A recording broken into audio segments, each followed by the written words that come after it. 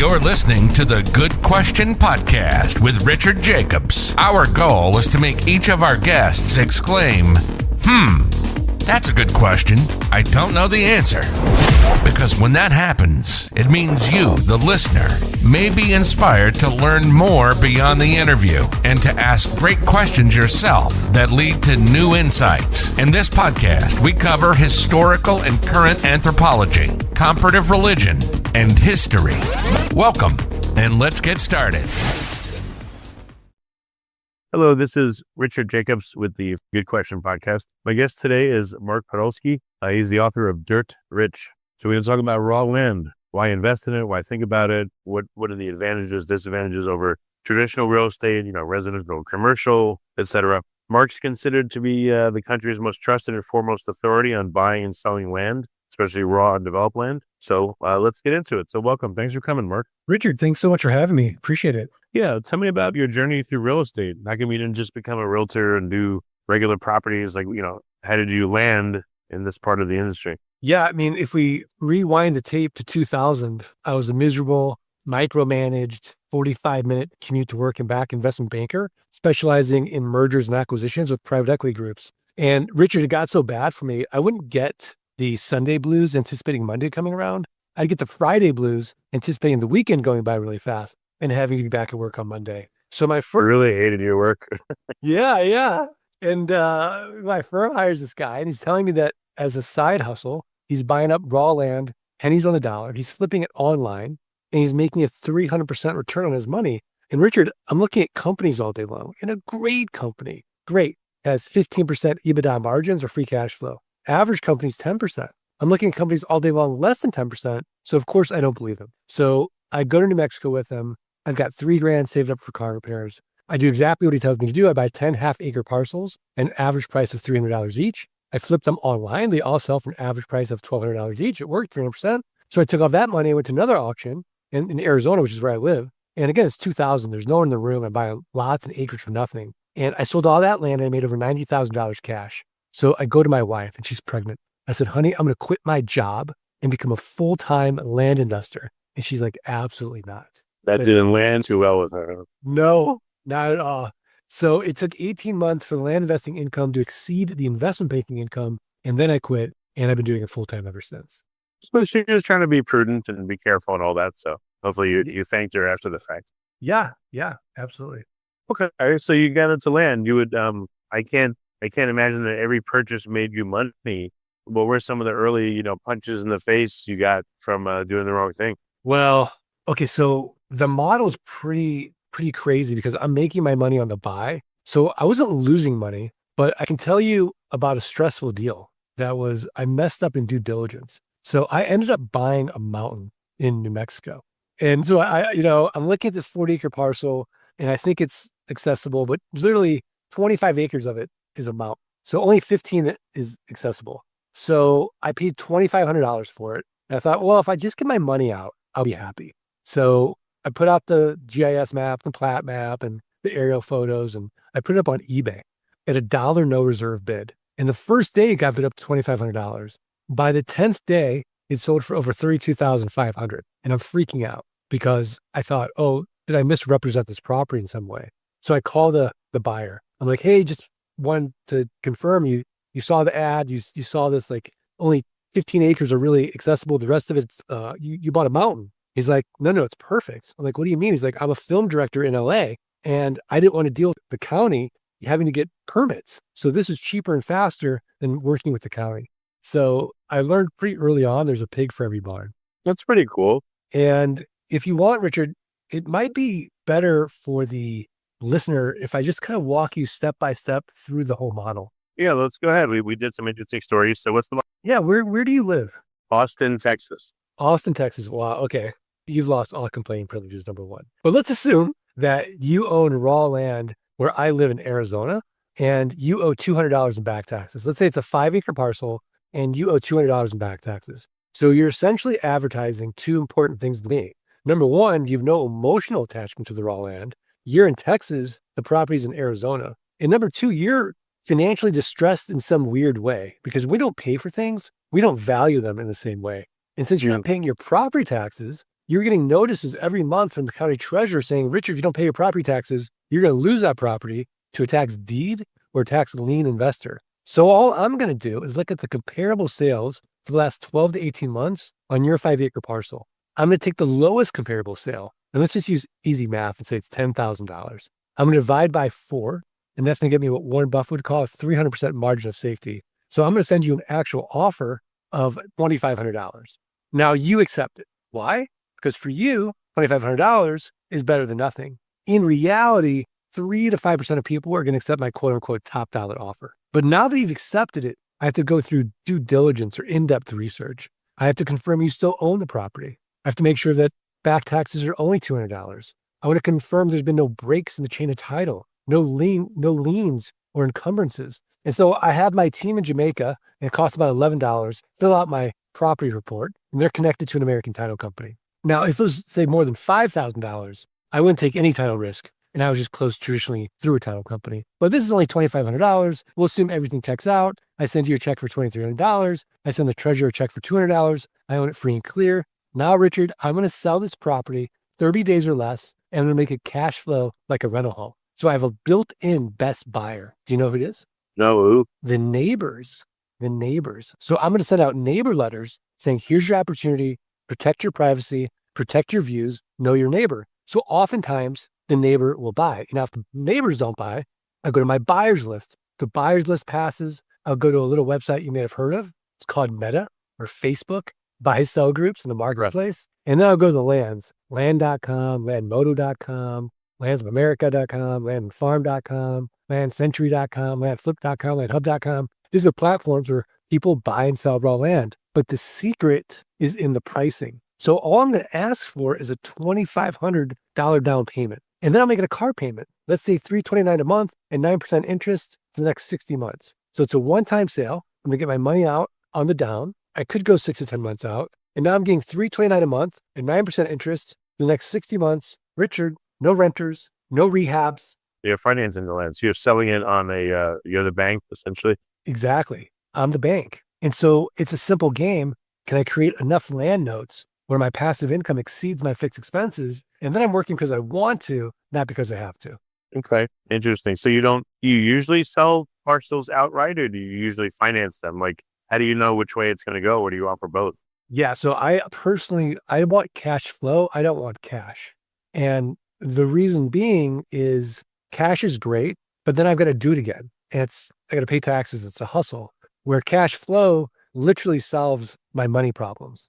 And I think it's the antidote to financial insecurity. So that's the game I like to play. Now, there are times when I might need cash, so I could sell my note to another land investor and get that cash if I needed to get cash. Yeah, I'm sure your criteria has changed over time, but how do you know what to finance, what to sell, what to keep, what to buy, how has that changed over time with you? Well, it really hasn't changed. It's the fundamental asset is really interesting because here's this asset that lasts forever. There's nothing to maintain, nothing to protect, can't be destroyed. And because I'm paying cash, interest rates can do whatever they want. I don't care. And if there's a recession, great, the world's on sale. And then we go into equilibrium where it's easy to buy, it's easy to sell. And then the market heats up where it's harder to buy and, everything's flying off the shelf. So from my perspective, for doing this the last 25 years, the market really fundamentally is getting better in the sense that the technology is getting better. And I'm able to use mapping software where when I first started, I couldn't use mapping software. 90% of this business now is automated with inexpensive virtual assistants and software. So from my perspective, as long as I'm buying this asset right, then I'm always going to be able to make money. And so I like to ask myself that Jeff Bezos question where if everything's going to change, which it is, what's not going to change? And I think what's not going to change is people will always want a real asset and they'll always want a good deal. And as long as those two things remain fundamentally true, I think I'm in a good niche. So you've been doing this now 25 years? 25 years. How many transactions do you think you've done? I think over 6,500 now. Wow. What's how does zoning affect land? Like raw land, does it have any zoning, or does it have a designation where it's as yet to be zoned? Like, how does that play in? So land does have different zoning requirements, right? So you've got residential and you have agricultural zoning. Sometimes you'll see industrial, sometimes you'll see commercial. But when I'm getting a list of the raw landowners in a county, I really want to get agricultural and residential land, and I want to scrub out any type of industrial or commercial land, typically speaking. And so an easy way to do that is you can go to a website like Zamplo.com, and you can filter using Zamplo, and you can get that list using that software. And then you can use a software called lgpass.com to upload that list and automate your mailing.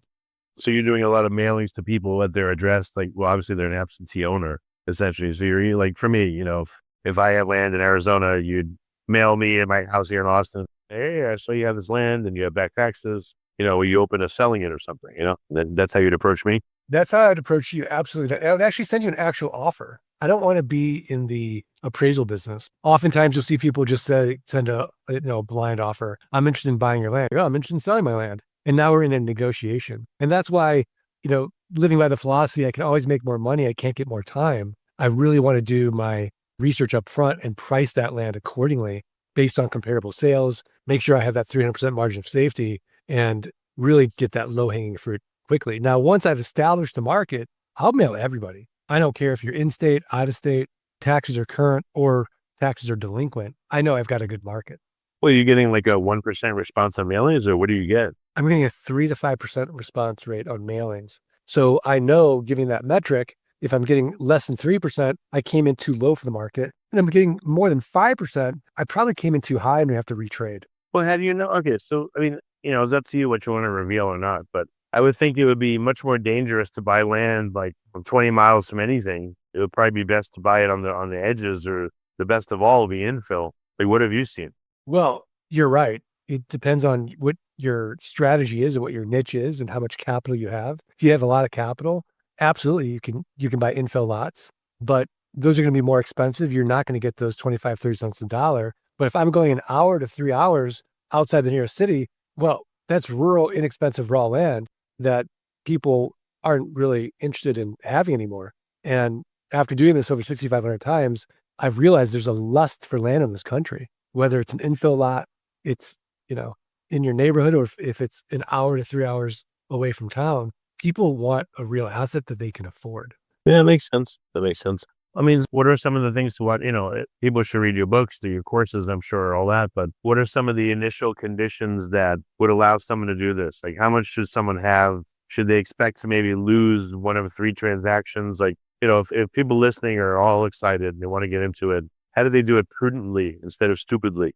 Yeah, I think you're right. I think you have to get educated. And so the first thing you want to do is county research. So there's 3,007 US counties. What's a good market? And so I would go to a website like landmodo.com and see, well, where are the other land investors buying? So if you and I were going fishing and there's 10 boats on one part of the lake and they're all catching fish, and there's 3 boats on the other part of the lake and they're not catching any fish, counterintuitively, we want to be the 11th boat, even though it seemed like, oh, there's so much competition. That's really not the case. We want to go definitively where we know people are, buying and selling raw land in those markets. So I would say that is sort of the first thing you want to do, is make sure you're in a good market. And then from there, just follow the steps that I just outlined. You want to get a list from the county, or you could go to a website like Zamplo.com or datatree.com. You would scrub that list by use code, say VL for vacant land, and get rid of the commercial and industrial properties, all the residential homes. And then you do another scrub based on your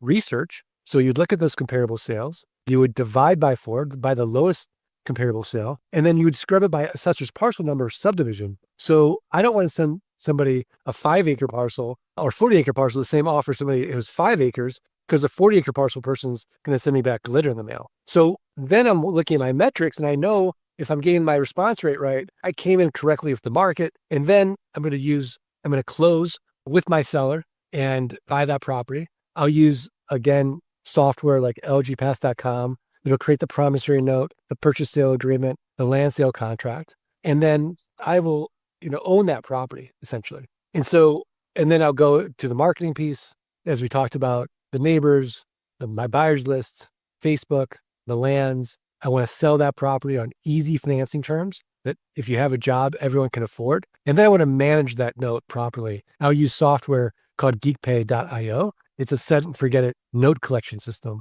And so I'm simplifying the process for the podcast, but it's really, comparatively speaking, the simplest real estate niche I know of, because we're eliminating so many of the complexities and the brain damage dealing with physical properties as well as dealing with tenants. Well, what happens if you sell on a note and they don't pay? Then you foreclose the land or what? Yeah, it's such a good question. So we're going to use a land contract, which states that we own the underlying asset until you pay off your promissory note. If you default, then we keep your down payment, we keep your monthly payments, you've lowered our cost basis, and we sell it again, extending out our ROI. So there's no cost of foreclosure. Oh, okay. You don't have, so you just file the proper notices and, you maintain ownership and the contract is voided. Exactly. You don't have to take them through like a foreclosure process or anything or forfeiture. Exactly. No. Okay. Well, the one thing I know you can't do, I guess, is depreciate anything because it's nothing to depreciate. It's interesting because you can do cost seg on land. Yeah, as long as God didn't put it there, you could do a cost seg study. Now, our raw rural vacant land, to your point, you can't depreciate it. The only tax advantage of this model is if you use a self-directed vehicle, like a self-directed IRA, a Roth or a SEP, and you can grow that vehicle tax deferred or tax-free with a Roth. So 25 years ago, it was obviously, no matter where you buy, it was more cheap than today. But how much would someone need to get started today? Assuming they may have some screw ups and, lose a little bit along the way. What would they need to have to be safe, maybe to try this? Yeah, I mean, to dip your toe in the water for a very inexpensive property, you need about $500. Ideally, you should start with about $5,000 because you want to buy 5 to 7 parcels.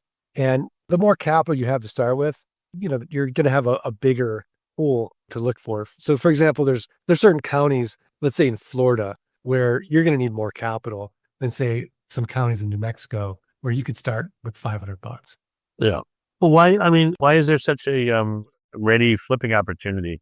Is this just something that most people don't think about? And so the market is not nearly as liquid or fluid, or there's less price discovery? Like, why does it seem to be so inefficient that you're able to do this easily? Yeah, because, banks don't finance raw land.